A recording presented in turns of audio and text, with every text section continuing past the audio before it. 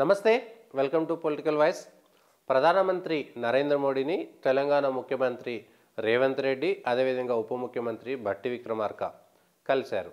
ఇదేమిటి సాధారణమైనటువంటి విషయమే అనుకోవచ్చు, కానీ గత కొద్ది సంవత్సరాలుగా తెలంగాణకు సంబంధించి ఒక ప్రధానమంత్రి తెలంగాణ రాష్ట్రానికి వచ్చినా, లేదంటే తెలంగాణ ముఖ్యమంత్రి ఢిల్లీకి వెళ్ళినా కూడా ప్రధానమంత్రితో కలిసినటువంటి సందర్భాలు దుర్లభం.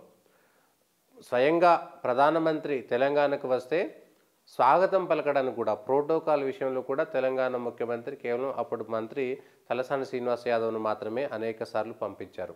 ఈ విషయం పైన దుమారం రేగింది. అయితే దీనికి సర్ది చెప్పుకోవడానికి, దీనికి ఇంకో కారణం వెతకడానికి, కరోనా సమయంలో ప్రధానమంత్రి వచ్చినప్పుడు ముఖ్యమంత్రి వస్తా అంటే వద్దన్నాడు. ఆయన వద్దన్నాడు కాబట్టి మేము ఎందుకు పోవాలి, ఆయన రమ్మన్నప్పుడు పోవాలన్నా, మేము పోకపోతే పోవద్దా, తెలంగాణకు ఆత్మగౌరవం లేదా అనేటువంటి అనేకమైనటువంటి పనికిరాని అంటే బోడిగుండుకు మోకాలికి ముడేసేటువంటి ప్రశ్నలు వేశారు తప్పితే, తెలంగాణ అంటే ఒక రాష్ట్రం, తెలంగాణ అంటే 4 కోట్ల మంది ప్రజలు ఉంటారు, వాళ్ళ అవసరాలు ఉంటాయి, కేంద్ర ప్రభుత్వంతో తెలంగాణతోటి అనేకమైనటువంటి సంబంధాలు ఉంటాయి, రావాల్సినటువంటి ఆర్థిక విషయాలు ఉంటాయి, లేదంటే సంబంధాలు ఉంటాయి, ఇంకా ఇట్లాంటి అనేకమైనటువంటి విషయాలు ఉంటాయి. ఈ రాష్ట్రం, ఈ దేశంలో ఒక రాష్ట్రం ఒక దేశ ప్రభుత్వంతో కలిసి మాట్లాడడం అనేటువంటి దాన్ని ఒక భూతత్వంలో పెట్టి ఒక భూతంలాగా క్రియేట్ చేశారు గత 10 సంవత్సరాలకు సంబంధించినటువంటి దాంట్లో. అయితే ముఖ్యమంత్రి కేసీఆర్ అంతకుముందు మిషన్ భగీరథ ప్రారంభోత్సవానికి ప్రధానమంత్రి నరేంద్ర మోడీ వస్తే ఆకాశానికి ఎత్తేటువంటి మాటలు మాట్లాడి అనేక విషయాలు చెప్పి, ప్రధానమంత్రి గారు ఈ రాష్ట్రం తెలంగాణ రాష్ట్రం ధనిక రాష్ట్రం, మిగులు బడ్జెట్ ఉన్నది, మాకు పైసలు అక్కర్లేదు, మేమే దేశానికి పైసలు ఇస్తాం, మీ ప్రేమ మాకు ఇస్తే చాలు, మీ గుండెల్లో మాకు చోటు ఇస్తే చాలు అనేటువంటి విషయాలు చెప్పి, కారణాలు ఏవైనా సరే కవితకు సంబంధించినటువంటి లిక్కర్ కేసా, లేదంటే ఎన్నికలకు సంబంధించి మునుగోడు ఉప ఎన్నికల సందర్భంలో వచ్చినటువంటి విషయమా, లేదంటే అంతర్గతంగా ఇంకేదైనా జరిగిందా తెలియదు, కానీ ఒక ప్రధానమంత్రి వస్తే ప్రోటోకాల్ విషయంలో కూడా కనీసం ముఖ్యమంత్రి వెళ్ళి పలకరించలేనటువంటి దుస్థితిలో ఉండడం అనేటువంటిది చాలా దారుణం. ఎందుకంటే ఒక ముఖ్యమంత్రి అంటే తెలంగాణకు సంబంధించినటువంటి 4 కోట్ల మందిని ప్రతిబింబిస్తున్నటువంటి సందర్భం కాబట్టి, తెలంగాణ ప్రజలందరి అవసరాలు ఉంటాయి కాబట్టి, రాష్ట్రానికి కేంద్రానికి రావాల్సినటువంటి అనేక విషయాలు ఉంటాయి కాబట్టి మాట్లాడడంలో తప్పులేదు. మీరు రాజకీయంగా ఆ పార్టీని ఈ పార్టీని దుమ్మెత్తి పోసుకోవచ్చు, ఒకరిపైన ఒకరిని ఆరోపణలు చేసుకోవచ్చు. ఈ విషయంలో రేవంత్ రెడ్డి ముఖ్యమంత్రిగా అయిన తర్వాత ప్రధానమంత్రిని ఆయనే అపాయింట్మెంట్ అడిగి వెంట ఉప ముఖ్యమంత్రి భట్టి విక్రమార్కను కూడా తీసుకెళ్లడం అనేటువంటిది ఒక మంచి సైన్ అని మనం చెప్పవచ్చు తెలంగాణకు సంబంధించినంత వరకు. తర్వాత రేవంత్ రెడ్డి ప్రధానమంత్రిని విమర్శించవచ్చు, ప్రధానమంత్రి వచ్చి కాంగ్రెస్ ప్రభుత్వాన్ని విమర్శించవచ్చు, అది రాజకీయాలకు సంబంధించినటువంటి అంశం.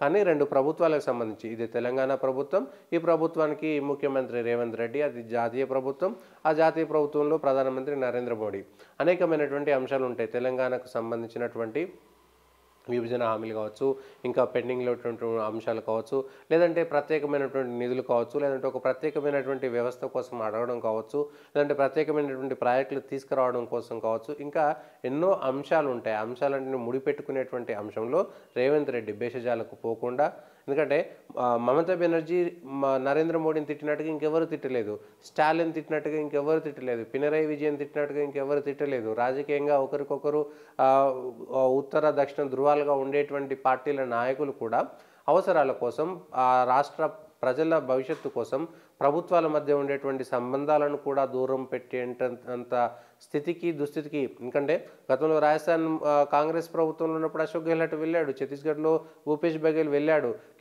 కేంద్రం నుంచి ప్రభుత్వం ప్రతినిధిగా నరేంద్ర మోడీ వస్తే తమిళనాడుకి వెళ్తే అక్కడ ఉన్నటువంటి స్టాలిన్ రాష్ట్ర ప్రతినిధిగా వెళ్ళి ప్రధానమంత్రి మోడీకి స్వాగతం పలికారు, మమతా బెనర్జీ స్వాగతం పలికారు. ఈ అంశంలో అనేక మార్లు వస్తున్నటువంటిదే. ప్రత్యేకమైనటువంటి సందర్భంలో, కరోనా సందర్భంలో ఒకసారి ఒక ప్రధానమంత్రి, ఎందుకంటే ప్రధానమంత్రికి సంబంధించినటువంటి అంశం, ప్రధానమంత్రి ఒకవేళ ముఖ్యమంత్రి వద్దనుకున్నా అది అప్పర్ కేసులో ఉండేటువంటిది. ఎందుకంటే ప్రధానమంత్రి హోదా పెద్దది, రాష్ట్ర ప్రభుత్వంలో ముఖ్యమంత్రి హోదా కంటే జాతీయ ప్రభుత్వంలో ఉన్నటువంటి ప్రధానమంత్రి హోదా పెద్దది కాబట్టి ఒకవేళ తను కలవాలనుకున్నప్పుడు కొన్ని సందర్భాల్లో ప్రత్యేకమైనటువంటి పరిస్థితుల్లో నిర్ణయం తీసుకుని ఉండవచ్చు. కానీ ఈ విషయంలో రేవంత్ రెడ్డి విషయంలో భేషని అనక తప్పదు.